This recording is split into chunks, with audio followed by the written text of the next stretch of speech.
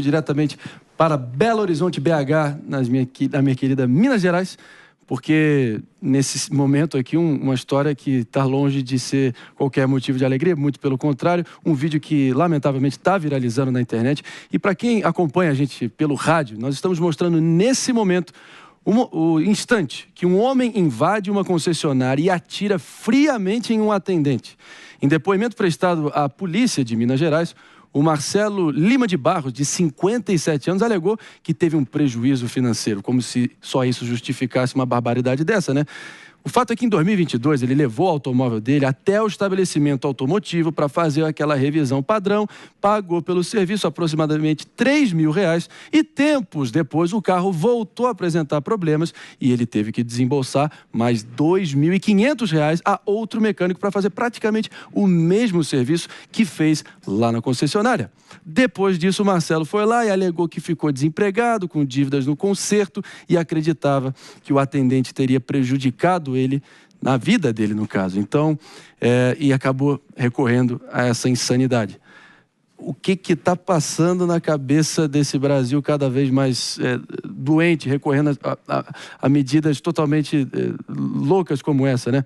Bom, a gente vai tentar entender pelo menos, porque quase tarefa impossível, o que passa na cabeça de um meliante como esse, com, claro, nosso especialista em psicologia do relacionamento, o Thomas Schultz, que está aqui com a gente, sempre presente, sempre trazendo aqui uma visão bem completa e bem profunda do que passa na cabeça dessas pessoas. Thomas, beleza, mestre? Como é que você está? Tudo bom, prazer estar aqui. É isso, injustificável. Essa pessoa não tem o menor controle emocional, ela acha que colocando a raiva para fora... Na verdade, eu não sei o que ela pensa, o que ela acha que ela estaria resolvendo nessa situação, matando uma outra pessoa. Ele só se enfiou num buraco maior ainda. Se a dívida dele era grande e a preocupação é dinheiro, a preocupação dele agora é outra. Pois é. E senhores, o que vocês acharam dessa situação? Fabrício, vamos que vamos. É mais um sinal, André, que tem alguma coisa muito errada acontecendo aqui no Brasil, no sentido de que as pessoas estão num momento de desequilíbrio muito grande, né? Nada justifica porque você teve um prejuízo, tudo bem. Perdeu o emprego, tá com dívida, você vai matar alguém por causa disso? Nem pensar, né? Mas é um sinal de que há alguma coisa muito errada. E isso vai muito além do caráter da pessoa. Me parece uma situação de descontrole mesmo e que a gente tem visto repetidas vezes, né? Não é esse o único caso. A gente deu aqui recentemente a história da mulher que jogaram ácido nela lá no Paraná. Também uma situação muito parecida, porque a outra mulher estava com ciúme do marido e aí por isso jogou ácido na cara da outra. Não há a menor condição uma coisa dessas, né? Um atrás do outro a gente vai repercutindo aqui no Morning Show. Pepe, você que estava ausente aí, essa situação da mulher que só porque teve ali uma onda de ciúmes acabou tacando uma soda cáustica ali, uma espécie de ácido na cara de outra. A gente vê o cara aí endividado até o talo e recorrendo a dar um tiro na fuça do cara de uma concessionária que tinha nada a ver com a situação. Por onde passa, na tua visão, tantos casos como esse se apresentando no Brasil afora? É uma tristeza, Maria, é uma tristeza. Você vê que a humanidade, a sociedade está indo para um caminho, infelizmente, ruim, não é? Você vê realmente que essas pessoas estão tendo a manifestação do seu sentimento de forma completamente exagerada, completamente criminosa. A gente vê o cliente matando o atendente na concessionária, ao ver o caso da mulher que jogou ácido, né, por conta de ciúmes, né, no outro, né? Ou seja, são questões que mostram realmente que o tensionamento e o tecido social está esgarçado, não é? E nós temos que cuidar de uma questão importante, cuidar da saúde mental das pessoas. Infelizmente, esses casos estão cada vez mais normais, porque a gente não cuida. A gente ainda demoniza as questões psicológicas, ainda demonizamos as questões de saúde mental. Nós temos que cuidar da sociedade, temos que cuidar um do outro para evitar esse tipo de coisa.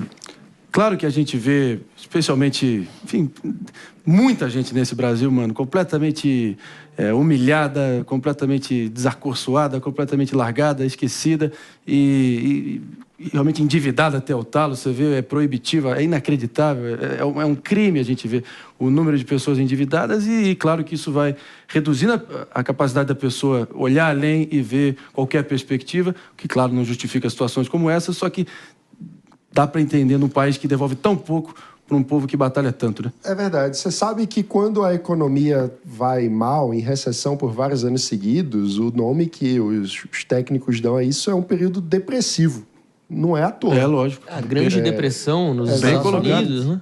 Porque, de fato, quando a gente pensa em termos de perspectiva, eu acho que tem um desejo natural do ser humano de continuar um senso de evolução em relação à sua própria família. Então, por exemplo, você quer conseguir ter uma condição de vida, no mínimo, similar à que seus pais tiveram. Você quer, por exemplo, na minha história familiar, quando eu penso que o meu avô trabalhou na zona rural, começou a trabalhar aos 14, enfim, na infância ainda. O meu pai começou a trabalhar ajudando o meu avô na loja. Eu tive o privilégio de começar a trabalhar como estagiário, já na faculdade. Então, consegui estudar normalmente. Ou seja, eu vejo o esforço de gerações para que eu consiga ter uma condição melhor do que meu pai teve, melhor do que meu avô teve. Quando a gente vê esse esforço ser interrompido, ou seja, a situação econômica do país é uma que as novas gerações não conseguem vislumbrar uma qualidade de vida ascendente em relação a seus antepassados, isso gera uma frustração pessoal muito grande, que muitas vezes as pessoas não conseguem canalizar isso de outras formas e acaba virando problemas de saúde mental e, no limite, crimes, como estamos vendo. Então, no fim das contas, as condições do país de ter um crescimento, um desenvolvimento econômico acabam também impactando na saúde mental e no senso de progressão que as pessoas têm na sua própria vida. Eu estava almoçando com o nosso colunista de psicologia do relacionamento, Thomas Schultz, na semana passada. Ele foi lá relatando, claro, que com toda a confidencialidade, não citando nomes, porque é um sujeito sério, sujeito compromissado, um profissional ilibado, mas ele me disse cada história que você pega ali nas suas consultas, né? Que é um doido atrás do outro.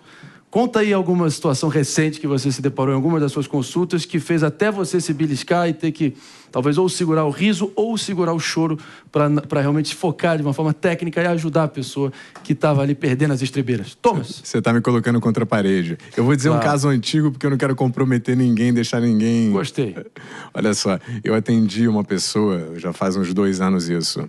Ela achava que o ciúme e o controle dela e a raiva dela era algo natural. Então ela achava que perseguir o ex-namorado dela, inclusive furar o pneu do carro dele, perseguir ele na rua e fechar para ele tentar bater, para ela tentar fazer com que ele batesse o carro, fosse algo assim natural. Então a gente vê que não existe um senso comum nas pessoas do que é normal e do que não é normal, porque o meu trabalho com ela foi mostrar para ela que essas atitudes não eram aceitáveis e não eram normais. Meus amigos, a gente... Bom senso em extinção, né? Como? O bom senso anda em extinção. O bom senso anda em extinção. Frase do dia de Mano Ferreira. Para mim está muito claro. Foi a frase do dia. O bom senso anda em extinção,